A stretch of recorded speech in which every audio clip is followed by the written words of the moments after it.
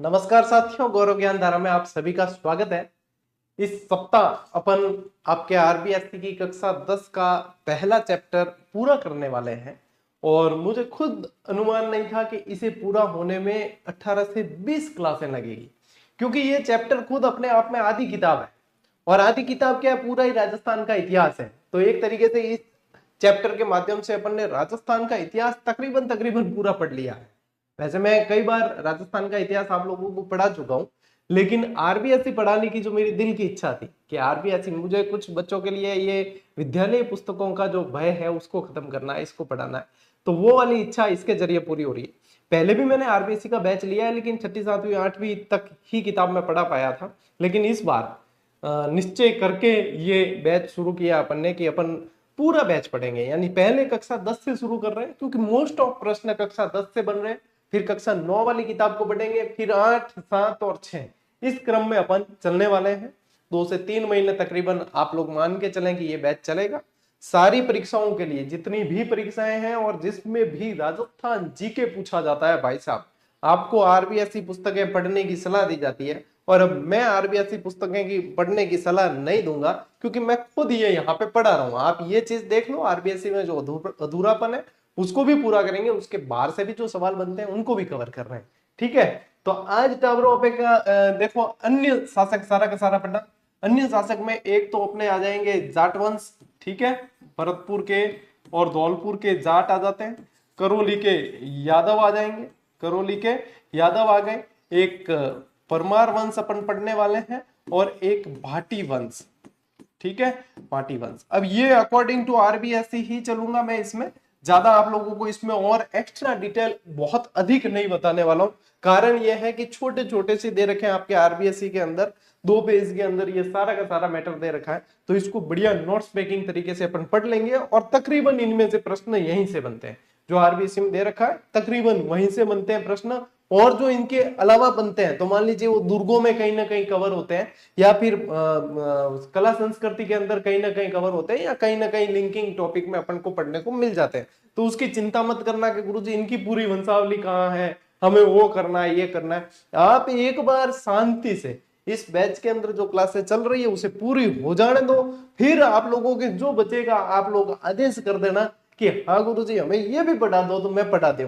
ठीक है, मैं बाकी सारों बच्चियों थे क्यों नहीं क्या। अब क्या 3 साढ़े 3 महीने वो बैच चालियो ना पर बिंग बाद में अगर कोई बच जाए टॉपिक और थान इच्छा वे क्या गुरुजी आ चीज भी पढ़ा दो थे, मैं पढ़ा दूं, बस इंगित है, टेंशन मत करो। तो एक बार जो है अपन चला बढ़िया तरीके से इन्हें पूरा करा, क्योंकि इनमें एक लाइन एक शब्द अपन नहीं छोड़ना है और यूं प्रश्न बढ़ेला और थे देख रहे हो कि बन भी गया है। अच्छा, एक छोटी सी अपडेट अपने इन बैचरी अब क्लास है नहीं, अब आए आपने शाम 8 बजे, ठीक है, टाइमिंग चेंज किया गया है। सभी सूचित रहे, टेलीग्राम पे बता दिया था।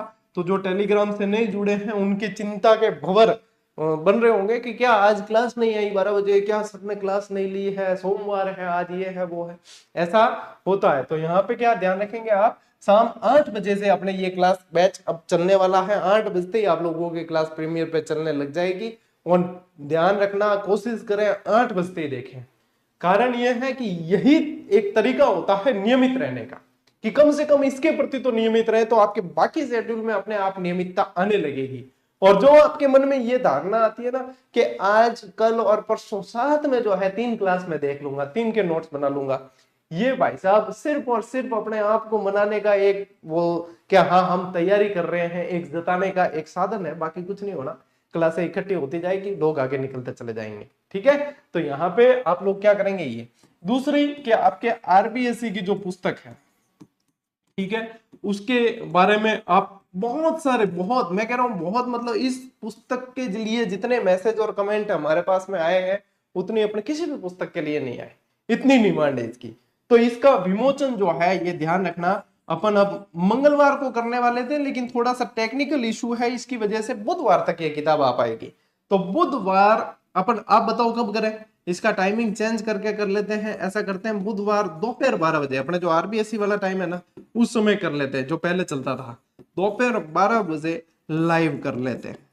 ठीक है, और भाई साहब आप लोगों से सभी से निवेदन है, ये लाइव के अंदर माथे गिने जला कहे ना माथा गिणी जी, तो मैं थारा माथा गिणू सारा का सारा इमे थाने जितो इंतजार है नहीं वो सारो को सारो 12 बजे लाइव आन बतानो है बुधवार ने कि ले गुरुजी मैं आएगा लाइव लाइव हम बताओ थे। मतलब इतनी मेहनत इसके अंदर की गई है कि आपका दिल यदि खुश नहीं होना इस चीज को देख के कि वास्तव में सालों की मेहनत है, ये कोई 2-4 महीने की मेहनत नहीं है, इस पुस्तक के पीछे कम से कम 2 से 3 साल की मेहनत है और बार बार अपडेट की गई। इसको परिस्थितियां ऐसी हुई कि 2 बार तो अपडेट करने के बाद भी निकाल नहीं पाए पुस्तक, और इस बार तो भाई साहब बहुत तगड़ी तैयार हुई है, पूरी रंगीन किताब है अंदर।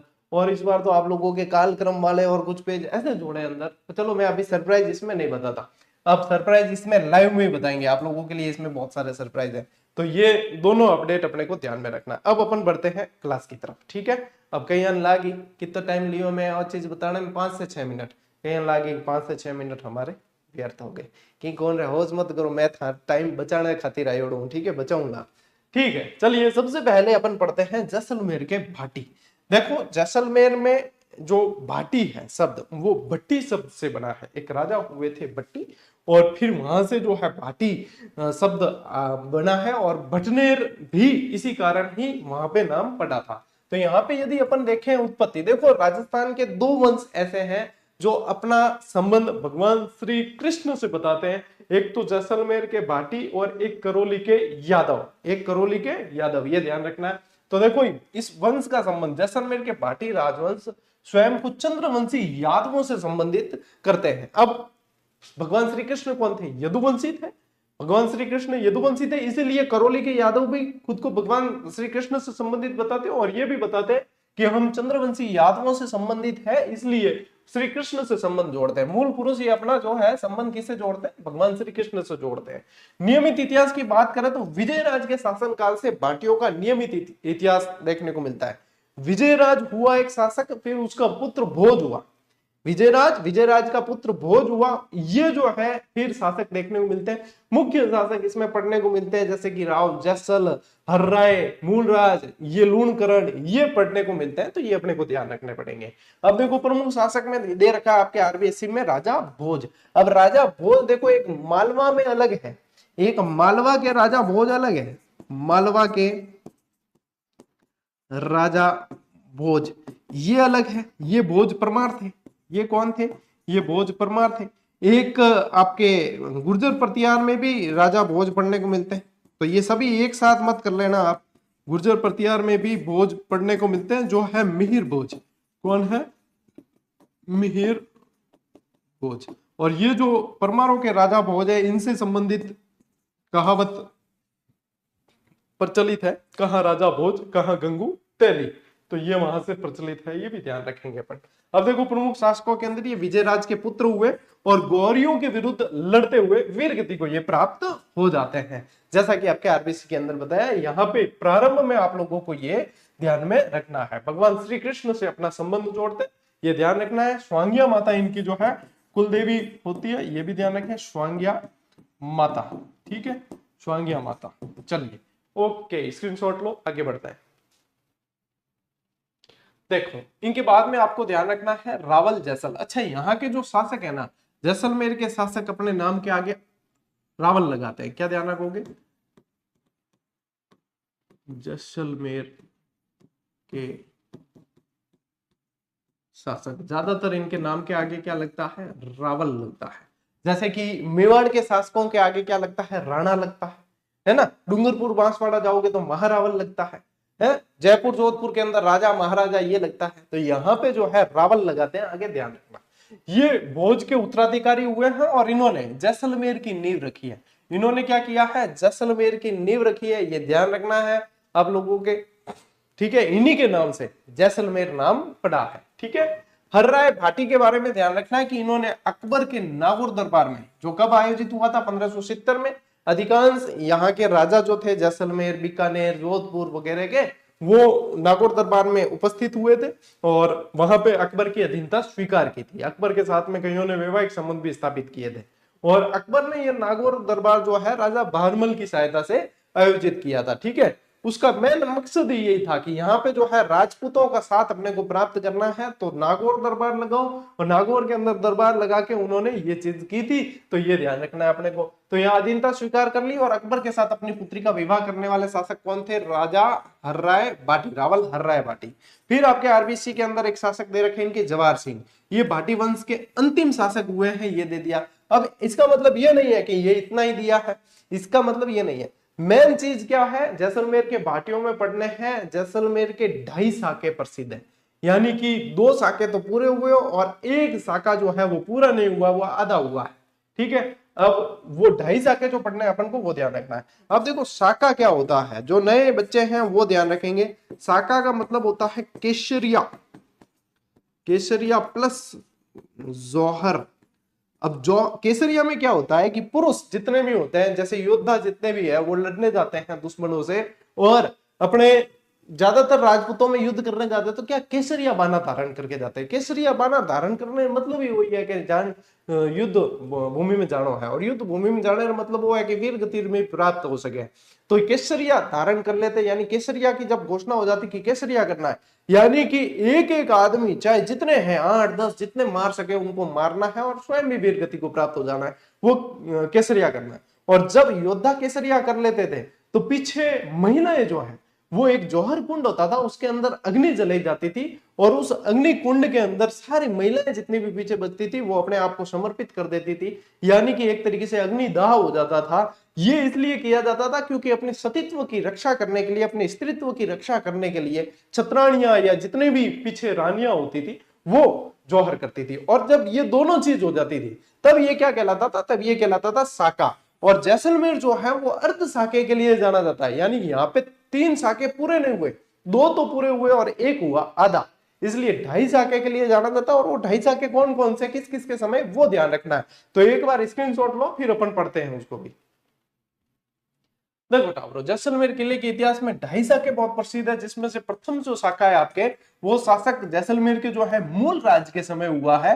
इस समय आक्रमण किसने किया? अलाउद्दीन खिलजी ने किया है जैसलमेर पर आक्रमण, तो ये प्रथम शाखा हुआ है। दूसरा शाखा जो है रावल दुदा के समय हुआ है। आक्रमणकारी कौन थे? फिरोज शाह तुगलक थे, जिसने जैसलमेर पे आक्रमण किया। और तीसरा सबसे मोस्ट इंपॉर्टेंट है, क्योंकि ये अर्ध शाखा है, ये 1550 ईस्वी के अंदर होता है, और जैसलमेर के शासक लूणकरण के समय होता है। ध्यान रखना, अर्ध शाखा किसके समय हुआ है? लूणकरण के समय। अब देखो, लूणकरण ने कंधार के शासक अमीर अली को शरण दी, और इसी अमीर अली ने विश्वासघात किया। इस अमीर अली को शरण दी। एक तो ज्यादातर राजपूतों के अंदर या अपने इतिहास के अंदर ये देखने को मिलता है कि विश्वासघात बहुत ज्यादा देखने को मिला है।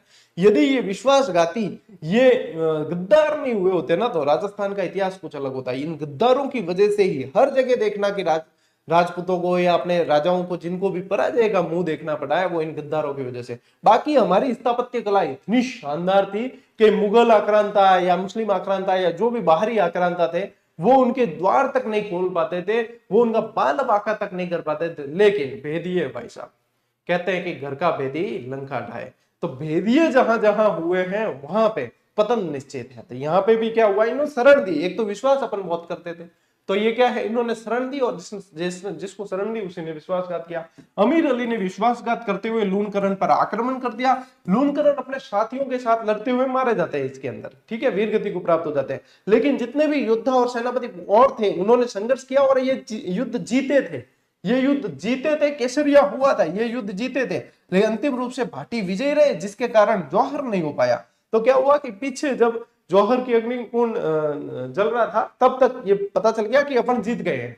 तो केसरिया तो हुआ, लूणकरण तो मारे गए, यहाँ पे केसरिया हुआ, लेकिन जौहर नहीं हुआ था, इसलिए ये अर्ध साके के रूप में जाना जाता है। ध्यान रखना, ये इंपॉर्टेंट है, ये पूछा जाता है, ठीक है। जैसलमेर के 2.5 साके। अब ले स्क्रीनशॉट।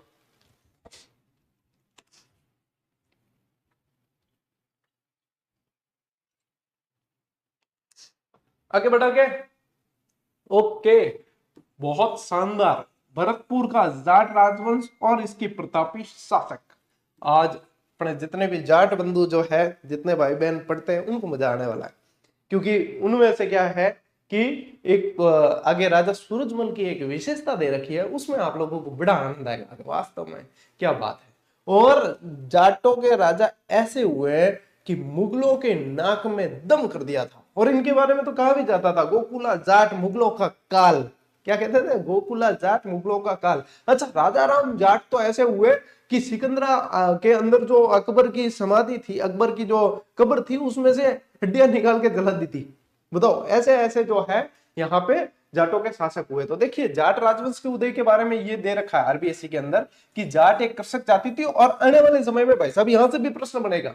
मैं कह रहा हूं ना, कथन कारण वाले सवाल यदि आप लोगों को सही करने, तो आपको एक एक पंक्ति को ध्यान से पढ़ना है। एक एक पंक्ति की और एक एक शब्द की अहमियत है। मेन चीज क्या है, मेन चीज यही चीज सीखनी है। अब देखो, आप लोगों के पास में ज्ञान बहुत है, और क्योंकि ज्ञान देने वाले भी खूब है। अब तो आज से 3 साल पहले देखे तो ज्ञान देने वाले हम जैसे कोई कोई इक्के बिक्के ही थे, हैं, 4-5 लोग थे ढंग के जो कि हाँ वो व्यवस्थित। अब तो थे देखो तो मतलब मन लगा, पढ़ने वाला 4-5 है, ज्ञान देने वाला 50 है, इतने हो गए। अब तो पढ़ाने वाले ज्यादा हो गए, पढ़ने वाले कम हो गए, ये वाली बात चल रही है। लेकिन स्तरीय और ढंग से पढ़ाने वालों की अभी भी वैल्यू है। जिनकी भावनाएं बढ़िया है उनकी वैल्यू हमेशा रहती है, क्योंकि काम की कदर होती है कभी भी, ये चीज है। तो यहाँ पे अपने क्या ध्यान देना है कि ये प्रत्येक चीज को अपन को सीखना है।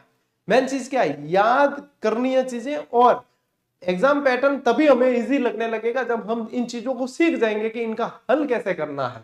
उसके लिए आपको सुनना पड़ेगा, उसके लिए आपको सीखना पड़ेगा, उसके लिए आपको समझना पड़ेगा। और अपना जो पात्र है ना, उसको खाली मानना पड़ेगा कि भाई साहब अभी हमारे अंदर सीखने की गुंजाइश है। नहीं तो क्या वही कि जो भी अगर कोई मास्टर है, कोई भी विद्वान साथी कुछ कह रही हो सिखाने खातिर, तो भी ध्यान रखेगा, अरे बहुत हो गया ज्ञान, आगे बढ़, चल चल, बहुत हो गया, आगे बताओ आगे बताओ। तो वो वाली भावना जब अंदर आ गई तो समझ लो हमारे सीखने के सब दरवाजे बंद। और वहीं पे हमारा जो है पठार आ जाता है, यानी कि रुकना पड़ेगा हमें, यहाँ दूसरे आगे निकलेंगे। ठीक है, तो राजनीतिक उत्थान की बात करें तो इनका राजनीतिक उत्थान या जो जाटों का मतलब अस्तित्व बहुत व्यवस्थित तरीके से आगे सामने आया, वो औरंगजेब के समय आया है। तो इनका राजनीतिक रूप से उत्थान औरंगजेब के शासनकाल में देखने को मिला है। पहला विद्रोह जो है 1669 में देखने को मिलता है। मथुरा क्षेत्र के जाटों ने अपने नेता गोकुल के नेतृत्व में औरंगजेब के विरुद्ध विद्रोह कर दिया।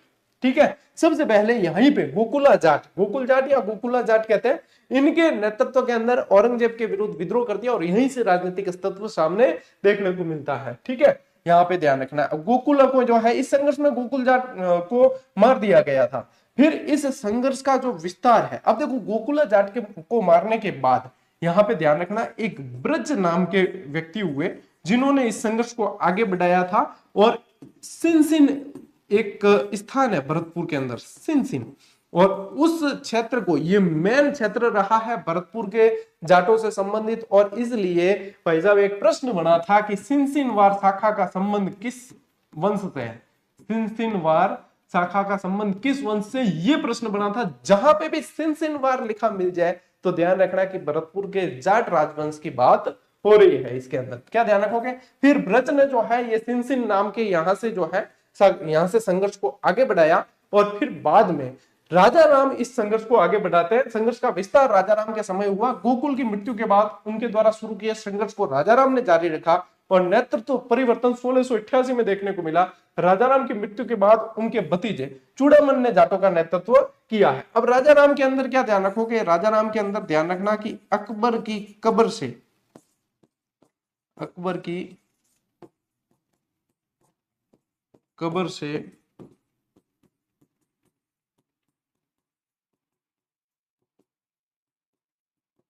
हड्डियां निकालकर जला दी थी। फिर क्या किया कि देखो मुगलों का क्या है, कछवाहा राजवंश के साथ में अच्छा संबंध था।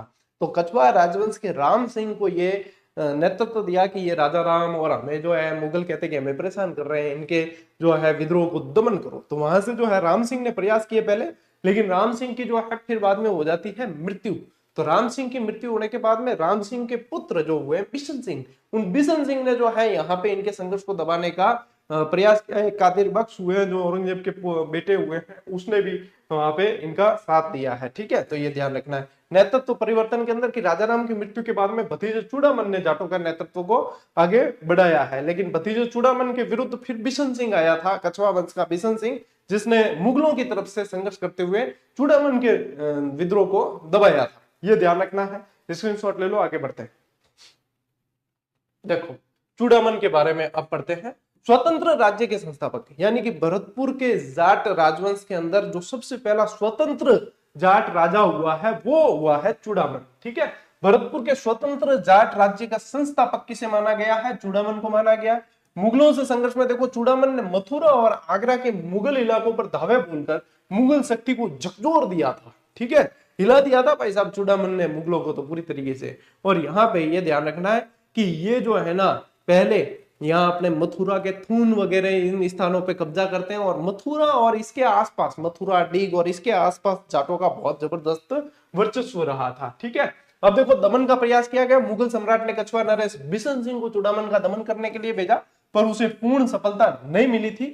धीरे धीरे चूड़ामन ने शक्ति प्राप्त की और थून नामक स्थान पर किला बनाकर अपना राज्य स्थापित कर दिया। अब क्या हुआ कि बाद में जो राजा जय सिंह आया, कछुआ शासक जय सिंह बना, तो जय सिंह ने क्या है कि इनके भतीजे यहाँ पे आगे आएंगे बदन सिंह को अपनी तरफ मिला लिया। ये अपन ने कछुआ वंश के अंदर भी पढ़ा था और उन्हें ब्रजराज की उपाधि दी थी। फिर उनको मिला लिया और चूड़ामन को जो है परेशान करने लगे और बाद में चूड़ामन कहते हैं कि चूड़ामन ने बाद में जो है मृत्यु का वरण कर लिया था, ऐसा बताते हैं। ठीक है, तो इनकी मृत्यु हो गई। फिर बाद में बदन सिंह शासक बनता है। एक बार स्क्रीनशॉट लो, आगे बढ़ते हैं। बदन सिंह शासक बनता है 1723 के अंदर, 1756 तक चला है। बदन सिंह जाट नेता चूड़ामन का उत्तराधिकारी था। इसे जय सिंह ने ब्रजराज की उपाधि दी और कई सारी जागीरें दी थी। ये मोस्ट इंपॉर्टेंट है, किसने उपाधि दी है? जय सिंह ने उपाधि दी है। ध्यान रखना, ये चीजें पूछी जाती है आपसे। डीग का विकास किया इन्होंने। बदन सिंह ने डीग को अपना निवास बनाया। सबसे पहले डीग पे प्रभाव स्थापित करने वाला कौन थे? बदन सिंह थे। वहां एक सुदृढ़ गढ़ का निर्माण करवाया और डीग में सुंदर जल महल बनवाए, बाग बगीचे लगवाए। देखो, यदि डीग के महल पूछते हैं बदन सिंह आता है, लेकिन फिर ज्यादा जल महल किसके समय बने? तो सूरजमल जी के समय बने। सूरजमल जी जाट के समय बने हैं, ये ध्यान रखना। तो इन्होंने भी बनवाया, सुंदर जल महल बनवाए और बाग बगीचों का निर्माण करवाया है। अन्य दुर्गों के निर्माण के अंदर डीग के अतिरिक्त बदन सिंह ने कुम्हेर, भरतपुर, बेर में भी दुर्गों का निर्माण करवाया। मोस्ट इंपॉर्टेंट लाइन कर देना। अगला सवाल मुझे यहां से आता हुआ दिख रहा है आप लोगों के, इन किलों के नाम पूछ सकते हैं भाई साहब, ये यहां से सवाल बनता दिख रहा है। नीति और राज्य विस्तार के अंदर देखे तो बदन सिंह के एक शांति प्रिय शासक थे। उन्होंने जाट कछवा मैत्री कर अपने राज्य का विस्तार किया था, क्योंकि देखो इन्होंने क्या किया, कछवा शासक जय सिंह से मैत्री कर ली और इनसे मैत्री करके और अपने साम्राज्य का क्या किया, विस्तार किया। जब ये किले विले इन्होंने बनाए और साम्राज्य के विस्तार किया है। 1756 में डीग में इनकी मृत्यु हो जाती है। 1756 में डीग में मृत्यु हो जाती है। ठीक है, ये ध्यान रखेंगे। आगे बढ़ते। महाराजा सूरजमल जाट, परिचय देखें। महाराजा सूरजमल बदन सिंह के पुत्र थे। बदन सिंह के पुत्र और उत्तराधिकारी थे। सूरजमल ने भरतपुर में नवीन गढ़ का निर्माण कराया। अच्छा, यहाँ पे क्या है, खेमकरण जाट की ढाणी थी। किसकी थी? खेमकरण की ढाणी। खेमकरण की कच्ची गढ़ी कहते हैं, ढाणी तो क्या, कच्ची गढ़ी। ये का ये ध्यान रखना है, इससे प्रश्न बन चुका है। कच्ची गढ़ी थी और ये बताते भी हैं यहाँ पे जो है भरतपुर का किला बनाया है सूरजमल जाट ने, सूरजमल जी ने बनाया है, तो ये ध्यान रखना है। सूरजमल ने भरतपुर में नवीन गढ़ का निर्माण करवाकर उसे अपनी राजधानी बना दिया। इन्होंने जयपुर के साथ मैत्री और सहयोग की नीति का अनुसरण किया है, ये भी ध्यान रखना है। सैन्य अभियान देखें यदि तो जयपुर उत्तराधिकारी युद्ध जो 1743 से 1750 तक चला, ईश्वरी सिंह की मृत्यु तक। जयपुर की गद्दी के लिए हुए इस युद्ध में सूरजमल ने ईश्वरी सिंह के पक्ष में युद्ध किया था। मोस्ट इंपॉर्टेंट लाइन है, यहां से प्रश्न बनता हुआ दिख रहा है भाई साहब कि इन्होंने किसका साथ दिया? ईश्वरी सिंह का साथ दिया था। मराठों के साथ संघर्ष देखिए, ये अहमद शाह अब्दाली के विरुद्ध मराठों के पक्ष में लड़ने गए थे। ठीक है, अहमद शाह अब्दाली। अब देखो अहमद शाह अब्दाली की बात आ रही है, यानी कि पानीपत के तीसरे युद्ध की बात आएगी।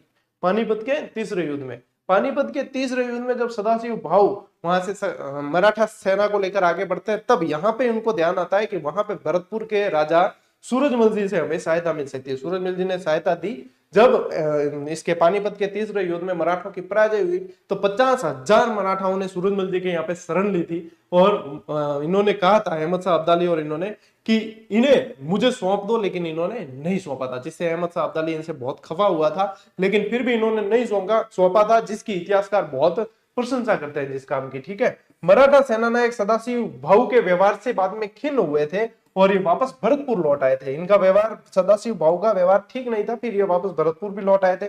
मराठों को शरण दी थी। पानीपत की पराजय के बाद मराठों को सूरजमल ने शरण दी एवं सहायता दी थी। तो ये भी आप लोगों को ध्यान रखना है। 50,000 मराठों को शरण दी थी, तो ये ध्यान रखोगे। राज्य का विस्तार बहुत ज्यादा किया था इन्होंने, स्क्रीनशॉट लो। देखो, मृत्यु और शत्रुओं में खौफ, भाई इनके नाम से जो है जूझते थे शत्रु सारे के सारे। मृत्यु इनकी 1763 में होती है। रूहेलों के विरुद्ध युद्ध में सूरजमल की मृत्यु हो जाती है। और प्रतिद्वंदी की प्रतिक्रिया देखो, इस युद्ध में सूरजमल का प्रतिद्वंदी नजीब खान था। कौन था? नजीब खान। नजीब खान ने सूरजमल की मृत्यु की पुख्ता पुष्टि होने पर ही विश्वास किया। पहले भाई पता किया कि वास्तव में मृत्यु हो गई कि नहीं हुई। भाई सूरजमल जैसा क्या नजीब खान के मतलब टेके टूटते थे कि भाई वास्तव में मृत्यु हुई कि नहीं। जैसे चंद्रशेखर आजाद को भी जो है चेक किया था बहुत समय तक कि वास्तव में चंद्रशेखर आजाद की मृत्यु हो गई नहीं हुई, वैसे वैसे सूरजमल की इनकी भी जो है मृत्यु की पुष्टि की पहले। यह घटना सूरजमल का अपने शत्रुओं के मन में खौफ का एक बहुत बड़ा उदाहरण है। इतिहासकारों के कथन देखो, कालिका रंजन कानून को क्या कहता है? कानून को के अनुसार महाराज सूरजमल के बारे में इन्होंने लिखा है कि उनमें अपनी जाति के सभी गुण यानी कि शक्ति, साहस, चतुराई, निष्ठा और कभी पराजय स्वीकार न करने वाली अदम्य भावना विद्यमान है। मोस्ट इंपॉर्टेंट किसके बारे में कहा है? महाराजा सूरजमल जाट के बारे में। फोटो देख सकते हो, फोटो से यहाँ पे आप जैसे नेट पे सर्च करोगे तो ऐसे बहुत सारे फोटो देखने को मिल जाएंगे। इससे पता चलता है कि महाराजा सूरजमल जाट कितने यशस्वी शासक रहे होंगे, कितने बलशाली। ये देखो, ये वाला इंसिडेंट ही बताता है इनकी शूरवीरता का उदाहरण है ये। ले स्क्रीनशॉट। चलो ठाकुर, करौली का यादव वंश। उत्पत्ति देखें, वंश का संबंध करौली का राजवंश स्वयं को मथुरा की सूरसेन शाखा से संबंधित करता है। मोस्ट इंपॉर्टेंट, करौली का राजवंश मथुरा की सूरसेन शाखा से संबंधित है। यहां से आने वाले समय प्रश्न देखने को मिलेगा। ये अपना संबंध भगवान श्री कृष्ण से जोड़ते हैं, क्योंकि क्या है? यदुवंशी। क्या कहते हैं? यदुवंशी। भगवान श्री कृष्ण कौन थे? यदुवंशी थे, तो इसलिए ये जोड़ते हैं। स्थापना देखिए, करौली के यादव वंश की स्थापना विजयपाल द्वारा 1040 ईस्वी में की गई। मोस्ट इंपॉर्टेंट है। किसने की है? विजयपाल ने की है। प्रथम राजधानी विजयपाल ने बयाना को प्रथम राजधानी बनाई। अब देखो, डायरेक्ट आ जाए और आपने थोड़ा भी ढंग से नहीं पढ़ा तो आप क्या करौली करके आते हो, लेकिन करौली बाद में राजधानी बनी थी। सबसे पहले राजधानी बयाना को बनाई है और बयाना को विजयपाल ने बनाई है। फिर देखो, अर्जुन पाल के बारे में ध्यान रखना, मोस्ट इंपॉर्टेंट शासक है। इसने 1348 ईस्वी में कल्याणपुर बसाया और यही कल्याणपुर बाद में करौली कहलाया। इसी कल्याणपुर को वर्तमान में करौली के नाम से जाना जाता है। इस कल्याणपुर यानी कि करौली को बसाने वाले कौन है? अर्जुन पाल है। ये ध्यान रखना, मोस्ट इंपॉर्टेंट है, स्क्रीनशॉट ले लेना। ठीक है, बसाने वाले ये है लेकिन राजधानी बनाने वाले ये नहीं है। ले स्क्रीनशॉट, आगे बढ़ते हैं। देखो, धर्मपाल द्वितीय, मोस्ट इंपॉर्टेंट करो। इसने 1650 में करौली को अपनी राजधानी बनाई। करौली को राजधानी बनाने वाला शासक कौन है? ये है धर्मपाल। और बसाने वाले कौन है? अर्जुन पाल। गोपाल पाल, देखो इसने करौली में प्रसिद्ध मदन मोहन मंदिर का निर्माण करवाया। Most important. महाराजा हरबख्श पाल 1817 के अंदर क्या हुआ था? सहायक संधि हुई थी। करौली सहायक संधि करने वाला पहला रियासत थी। इसने 9 नवंबर 1817 को अंग्रेजों से संधि कर ली और उनकी अधीनता स्वीकार कर ली थी। 1852 में नरसिंह पाल की मृत्यु हो जाती है और इसकी मृत्यु के बाद लॉर्ड डलहौजी ने करौली का विलय कंपनी राज्य यानी कि ब्रिटिश साम्राज्य में करने के लिए बोर्ड ऑफ डायरेक्टर से सिफारिश की थी। मोस्ट इंपॉर्टेंट लाइन लग रही है, आज के पैटर्न को देखते हुए ये परीक्षा के अंदर छप सकती है आपके। डलहौजी का नाम ध्यान रखना, यहाँ पे नरसिंह पाल का नाम ध्यान रखना, मृत्यु कब हुई ये ध्यान रखना, और सिफारिश किससे की थी? बोर्ड ऑफ डायरेक्टर से सिफारिश की थी, ये ध्यान रखना। बोर्ड ऑफ डायरेक्टर्स ने इस विलय की अनुमति नहीं दी। ये इंपॉर्टेंट है। इंपॉर्टेंट क्या है? सिफारिश की लेकिन अनुमति नहीं दी। मदन पाल का टाइम पीरियड देखो 1854 से 1869, यानी कि 1857 की क्रांति याद आती है, जब कोटा के राम सिंह को बंदी बना दिया गया था। तो मदद किसने पहुंचाई थी? करौली के मदन पाल ने। तो ये वही मदन पाल है। 1.5 वर्ष तक चले लंबे विचार विमर्श के बाद मदन पाल को करौली का नया शासक बनाया गया और 1857 की क्रांति के समय करौली के शासक कौन थे? मदन पाल थे। ले स्क्रीनशॉट। फिर देखो, फिर आप लोगों के ध्यान रखना है परमार वंश। ठीक है, छोटे छोटे वंश दे रखे हैं, मैंने फिर भी नोट्स मेकिंग पैटर्न के अंदर आप लोगों को ये व्यवस्थित तरीके से मिल गया है आपको। बाकी आप देखोगे आरबीएससी के अंदर तो 1.5 पेज के अंदर ये चारों राजवंश दे रखे हैं, ठीक है। फिर भी अपन ने बहुत व्यवस्थित तरीके से पढ़ा। शाब्दिक अर्थ देखें तो परमार शब्द का शाब्दिक अर्थ शत्रु को मारने वाला है। पर को मारने वाला, पराय को मारने वाला। प्रारंभिक क्षेत्र शुरुआत में परमारों का शासन आबू के आसपास रहा है, ठीक है, लेकिन फिर बाद में धीरे धीरे बढ़ा है। शक्ति में वृद्धि होती है, प्रतिहारों की शक्ति कम होने के उपरांत ही परमारों की राजनीतिक वृद्धि होती है। देखो पहले तो आबू और इसके आसपास, फिर मालवा के अंदर भी मालवा के परमार जाने जाते हैं, वागड़ के परमार जाने जाते हैं, तो परमारों का क्षेत्र भी बाद में काफी विस्तृत हुआ था। आबू के परमार स्थापना देखिए, आबू के परमार वंश का संस्थापक धूमराज था। मोस्ट इंपोर्टेंट प्रश्न बन चुका है, ठीक है। इस वंश की वंशावली उत्पल राज से प्रारंभ होती है। मोस्ट इंपोर्टेंट बना नहीं है लेकिन बनेगा प्रश्न। पड़ोसियों से संघर्ष में देखो, पड़ोसी होने के कारण आबू के परमारों का गुजरात के शासकों से लगातार संघर्ष चलता रहा है। और गुजरात के शासक देखो आबू के परमार है, ये आबू यानी माउंट आबू वाला क्षेत्र वगैरह इनके अंदर आता है, और गुजरात से संघर्ष चलता रहता है। गुजरात के जो चालुक्य थे, सोलंकी थे, वो आते रहते थे। तो गुजरात के आप मंदिर देखोगे ज्यादातर जैन मंदिर, तो वो चालुक्यों द्वारा निर्मित किए गए, यानी कि इनका जो है इंटरेक्शन होता रहता था। ले स्क्रीनशॉट। ठीक था, देखो धरनीवा का संघर्ष मोस्ट इंपोर्टेंट कर देना। गुजरात के शासक मूलराज सोलंकी से पराजित होने के कारण आबू के शासक धरनीवा को राष्ट्रकूट धवल की शरण लेनी पड़ी थी। राष्ट्रकूट शासक धवल की शरण में चले गए थे। कुछ समय बाद धरनीवा ने आबू पर पुनः अधिकार कर लिया था, ठीक है। धारावर्ष यहाँ का एक बहुत शक्तिशाली शासक हुआ, और जिसके बारे में बताया भी गया है। यदि माउंट आबू जाते हो तो एक 3 भैंसों को एक तीर से भेदने के रूप में यहाँ प्रतीक भी वहां देखने को मिलता है। यह विक्रमदेव का प्रपौत्र था और आबू के परमारों का एक अत्यंत शक्तिशाली शासक माना जाता है। इसने मोहम्मद गौरी के विरुद्ध, यहाँ पे मोस्ट इंपोर्टेंट लाइन है भाई, इसने मोहम्मद गौरी के विरुद्ध गुजरात की सेना का सेनापतित्व किया था और सोलंकियों से मुक्ति, देखिए इसने सोलंकियों की अधीनता का जुआ उतार फेंका था, यानी कि उनकी अधीनता से मुक्त हो चुके थे। चौहानों से संबंध, इसने नाडोल के चौहानों से भी अच्छे संबंध बनाए थे। मोस्ट इंपोर्टेंट है, यानी कि ये जो आपके धारावर्ष शासक है ये बहुत इंपॉर्टेंट है परमारों के अंदर। चलिए स्क्रीनशॉट लो, आगे बढ़ते हैं। वास्तुकला के अंदर देखें परमारों के समय, तो देखो तेजपाल द्वारा मंदिर का निर्माण धारावर्ष के पुत्र सोम सिंह के शासनकाल में कब हुआ है? धारावर्ष के पुत्र सोम सिंह के शासनकाल में तेजपाल ने आबू के देलवाड़ा गांव में लुणवसाई नामक नेमिनाथ का मंदिर बनवाया। अब ये मंदिरों में अपन इनकी डिटेल पढ़ेंगे, ठीक है। नेमिनाथ मंदिर और देलवाड़ा के जितने जैन मंदिर वगैरह वो सारे जो है भीमनसाई मंदिर, लुणवसाई मंदिर, ये सारे मंदिरों में डिटेल में पढ़ेंगे। अभी आप फ्लो में ये चीज ध्यान में रखें। परमार सत्ता का अंत 1311 ईस्वी के लगभग नाडोल के चौहान शासक राव लुम्बा ने परमारों की राजधानी चंद्रावती पर अधिकार कर लिया था। मोस्ट इंपोर्टेंट है, इसके बाद में परमारों का अंत होता है। इसके साथ ही वहां परमारों के स्थान पर चौहान प्रभुत्व की स्थापना हो गई थी, इसके राव लुम्बा के अधिकार कर लेने के बाद से। तो ये ध्यान रखना है। अच्छा, लुम्बा कौन? जिसने सिरोही के अंदर अपने चौहानों की नींव रखी, ठीक है, चौहान राजवंश की नींव रखी। इसीलिए आप लोगों को जो चौहानों वाली पूरी वंशावली मैंने बताई थी, कौन सी शाखा कहां से प्रारंभ हो रही है, ये चीज ध्यान में रखने लायक है, ठीक है। स्क्रीनशॉट लो। ठीक था ब्रो, इंगे साथ ही आपने जो है जो पहला चैप्टर है, नहीं कक्षा 10 का पहला चैप्टर, उसके अंदर जो राजवंश दे रखे हैं वहां तक अपन ने राजवंश तक पूरा पढ़ा है। अब देखो आगे ये जो पार्ट है ये बहुत जबरदस्त है।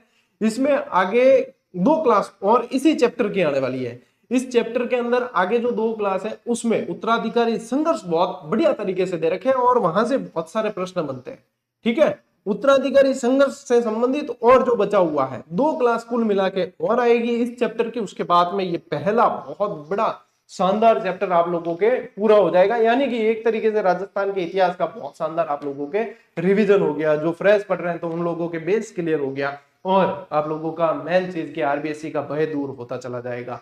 फिर इसके बाद में सेकंड चैप्टर, जब 10वीं की किताब आप लोगों के अपन ये आरबीएससी क्लासेस के माध्यम से पूरी पढ़ लेंगे ना, 10वीं की, सिर्फ 10वीं की किताब पढ़ लेंगे, आप लोगों का कॉन्फिडेंस देखना उसके बाद में कि कितना जबरदस्त तरीके से आप लोगों का कॉन्फिडेंस बिल्ड हो जाएगा। अरे आप लोग चाहे कांस्टेबल दो, सीईटी दो, रीट दो या कोई भी परीक्षा आरएस तक दो, ये बैच और ये क्लासेस सबके लिए हैं, क्योंकि बच्चे बार बार अलग अलग तरीके से पूछते हैं, गुरुजी हमारे स्कूल व्याख्याता में काम आएगी क्या?